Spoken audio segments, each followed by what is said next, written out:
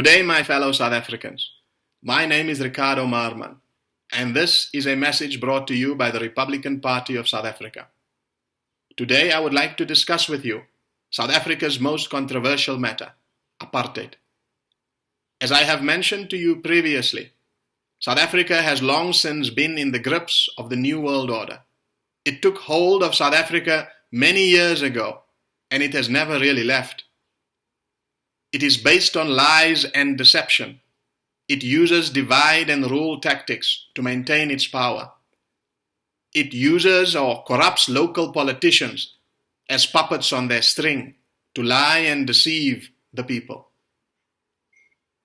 Now, today I would like to consider what kind of lies and deception lurk behind apartheid in South Africa, and what was the purpose of this kind of lies and deception. Well, to answer that question, we must first understand that he who hides a nation's past intends to sabotage their future. Now, before I explain the lies and deception associated with apartheid, I want to make one thing very clear. Apartheid is a crime against humanity, a monstrous act that was committed against the people of South Africa. We have been told that apartheid was created by Verwoerd. In fact, he is the architect of apartheid, they say. And that responsibility of apartheid is on Verwoerd, the National Party government, and the broader Afrikaner and white communities of South Africa. This is what historians and politicians would like us to believe. Now let us consider the history from which apartheid has emerged in South Africa, and what was the political context. Now, there has been a bitter war waged in South Africa between the British Empire and the Afrikaner community, in which the British Empire was successful, and from the early 1900s to 1961, South Africa was an official British colony. Now, before I continue, I just want to make one point clear. There is a distinction between the British Empire and the good British people. Sadly, the people of Britain are just like the people of South Africa. They are ruled by politicians who are but puppets on a string at the service of the New World Order. Let me continue. So Britain was the colonial master of South Africa from the early 1900s to 1961. So let us consider the rules and regulations and the legislation that formed the backbone and architecture of apartheid. In 1913, the Land Act was passed. In 1920, there was an act passed that allowed for the establishment of the Reserve Bank. In 1927, the Immoralities Act was passed that forbid interracial marriage. In 1950, the Group Areas Act was passed that restricted people of different races to different geographical locations in South Africa. In 1953, the Bantu Education Act was passed, an act aimed at ensuring that the Bantu or the African person in South Africa received inferior education to be a permanent handicap for his future development. Now, all this legislation, arguably the backbone or the skeleton or the basis of apartheid, was passed during British rule of South Africa. The National Party government came to power during British rule.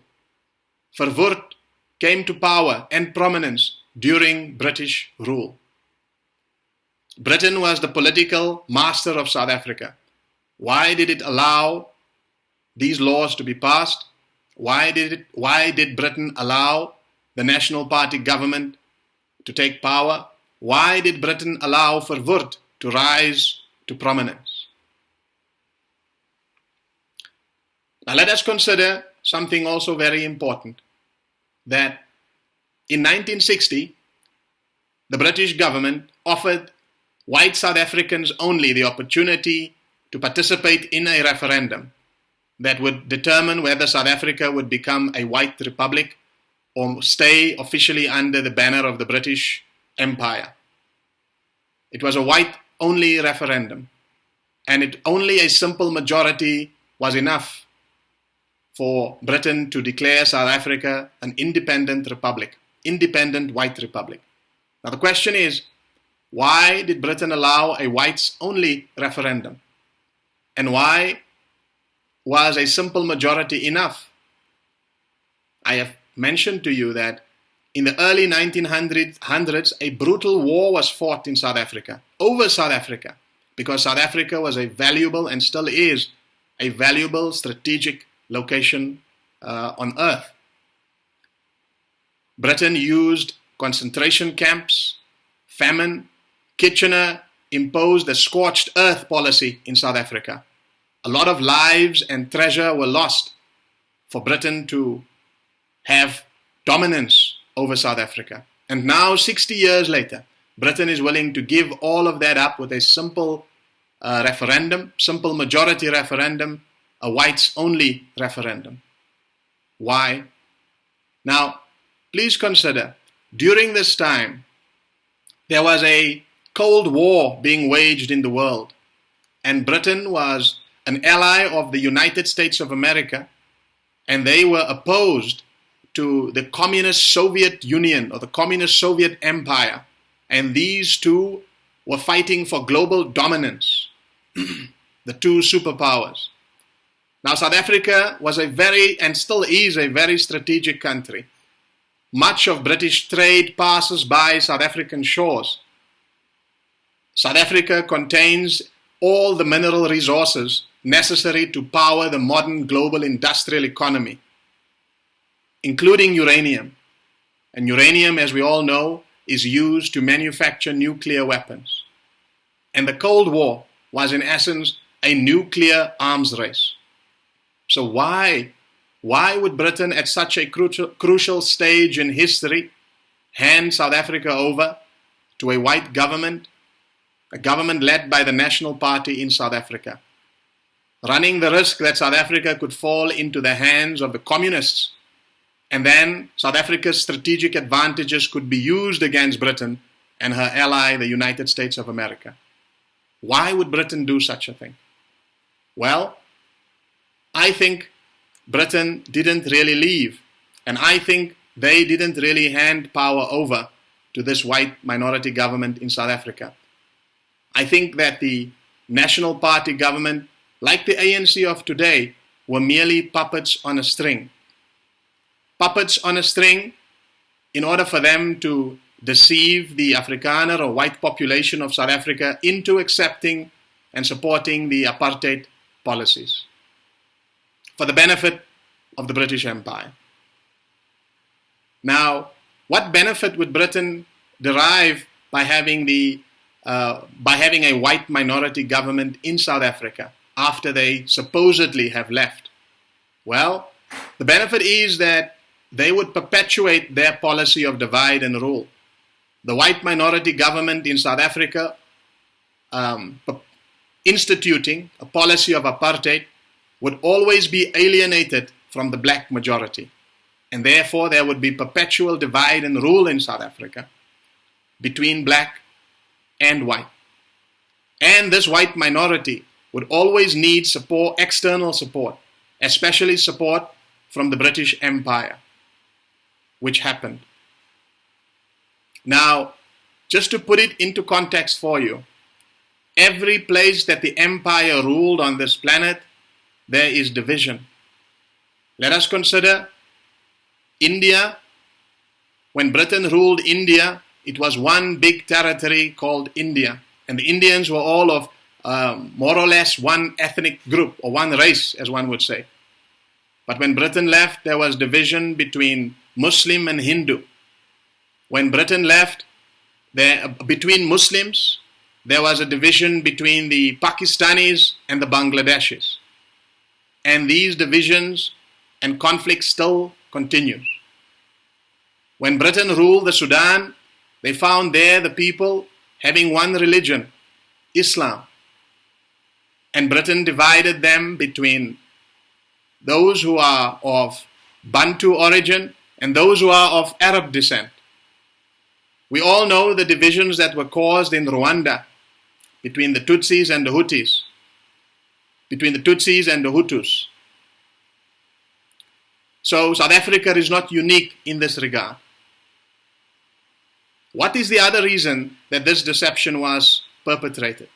Well, in South Africa it was that this white minority government, or the National Party government, would then serve as a perfect distraction to hide the involvement in South Africa's history and its present, to hide the involvement of the empire, so that we can all focus on Verwoerd as a supposed architect of apartheid.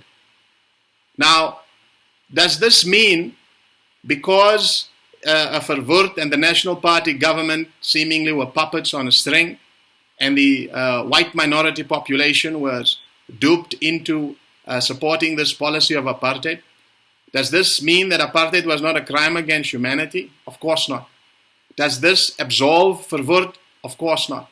Does it absolve the National Party government? Of course not. Can we condemn the entire Afrikaner community or white community for having been duped by their puppet politicians into following this policy? Of course not. We cannot blame everyone. Just as we cannot blame the entire population of South Africa today for the corruption and crimes and atrocities that the ANC government is perpetrating.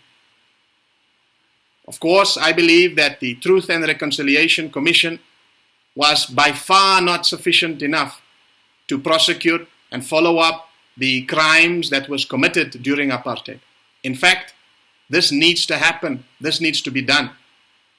So this does not serve to absolve these crimes or to absolve those criminals that were involved in these crimes. But it does serve to alert the South African people that there is an omission here. And the omission is the involvement, the steering, and the control and the manipulation of the New World Order. Now, the question remains, why was this deception or omission of history allowed to continue? Why has historians and politicians and commentators in South Africa, why have they omitted or why have they failed to highlight to the attention of the South African people the involvement of the empire in apartheid, the involvement of the New World Order? Why have they done so? Well, the answer is very simple and clear, my fellow South Africans. It's because they work for the empire. They serve the purpose of the empire. And the purpose they served here was to lie and deceive us about our history in order to sabotage our future. Every time Cyril Ramaphosa points to apartheid, he's trying to do two things. One, he's trying to stir up divisions between blacks and whites in South Africa. He's using the divide and rule tactic. Why would Cyril Ramaphosa, a president of South Africa, why would he want to stir his own people one against the other? Because he's not really our leader. He is a puppet for the New World Order. And this is their policy, divide and rule. The second reason that Ramaphosa points our attention to apartheid, and why he then does not mention that the New World Order and the empire designed apartheid and had a hand in apartheid. Why does he not tell us about this? Well, Ramaphosa points towards apartheid as a device of distraction. You see, Ramaphosa, like every good magician, uses the art of distraction, because through distraction and by using distraction, illusions and myths are better maintained that way. My fellow South Africans, our past was painful, but our past was also deceptive. We must understand the full extent of our history. If we don't understand the full extent of our past, we will not be able to embrace the full capacity of our future. if we don't understand how we have been manipulated in the past, the manipulation will never stop. My fellow South Africans, support the Republican Party as we aim to clear up our history, to understand it better, so that we can become the owners of the present, and so that we could become the captains to steer our ship into a brighter future. Thank you very much.